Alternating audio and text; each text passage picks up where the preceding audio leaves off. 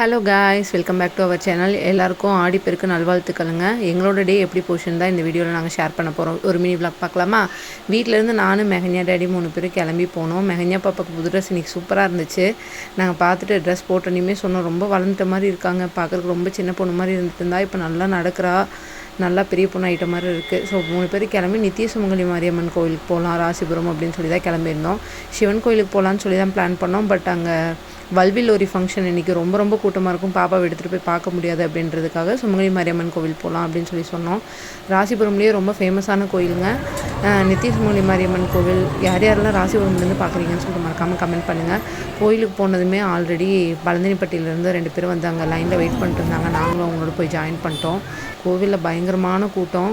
பாப்பா வச்சுட்டு அந்த 10 ருபீஸ் டோக்கன் அந்த வழியாக தான் நேற்று உள்ளே போனோம். உள்ளே போனதுமே நல்லா தரிசனம் கிடச்சிச்சு. சாமிக்கு வந்து கண்மலர் அபிஷேகம் பண்ணியிருந்தாங்க.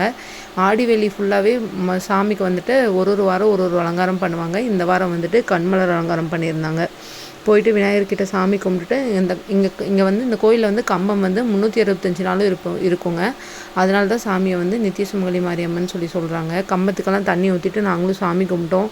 ஒரு 30 மினிட்ஸ் வெயிட் பண்ணோம். அப்போ அந்த டோக்கன் வழியே உள்ளே போவோம். சீக்கிரமாக போய் சாமி பார்த்தாச்சு. சாமி கிளியராக வந்துட்டு எங்களால் வீடியோ எடுக்க முடியல.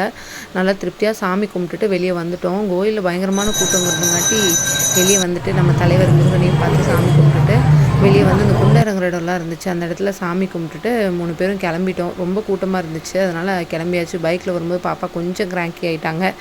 ஸோ ரொம்ப வெயிலாக இருந்துச்சுன்னு சொல்லிட்டு ஏதாவது சாப்பிட்லாம் அப்படின்னு சொல்லி 2 பேர் பிளான் பண்ணோம். ஜிகிருதண்டா எங்களுக்கு எப்பயுமே ஃபேமஸாக ரொம்ப பிடிச்ச கடை ஒரு கடை இருக்குது ஆண்டலூர் கேட்டில். அந்த கடையில் போயிட்டு நான் ஒரு ஜிகிருதண்டா, அவங்க ஒரு மில்க் ஷேக் குடித்தாங்க. பாப்பாவுக்கு ஒரு முந்திரி பிஸ்கெட், ராகி பிஸ்கெட் வாங்கிட்டு 3 பேரும் கொஞ்ச நேரம் அங்கே சில்லிங் பண்ணோம். அதுக்கப்புறம் கிளம்பி வீட்டுக்கு வந்தாச்சு. அம்மா வீட்டில் இருந்தாங்க. ஸோ அம்மாக்காக வந்துட்டு ரோஸ் மில்க் வாங்கிட்டு 3 பேரும் பைக்கில் அப்படியே பேசிகிட்டே வந்துட்டோம். இந்த சண்டே ஒரு நல்ல ஃபீலுங்க. 2 பேரும் ஒர்க் போயிட்டு ஒரு நாள் லீவ் கிடைக்குது. ஸோ 3 பேர் ஜாலியாக வெளியே போயிட்டு வந்துட்டு சண்டேவை கம்ப்ளீட் பண்ணிட்டோம். நாங்கள் இந்த மாதிரி நிறைய வீடியோஸ் பார்க்குறதுக்கு வந்துட்டு நம்ம சேனலை சப்ஸ்கிரைப் பண்ணி மறக்காமல் சப்போர்ட் பண்ணுங்கள். நீங்கள் எல்லோரும் வந்துட்டு ஆடிப்பெருக்குக்கு என்ன பண்ணீங்க அப்படின்னு சொல்லிட்டு மறக்காமல் கமெண்ட்டில் சொல்லுங்கள்.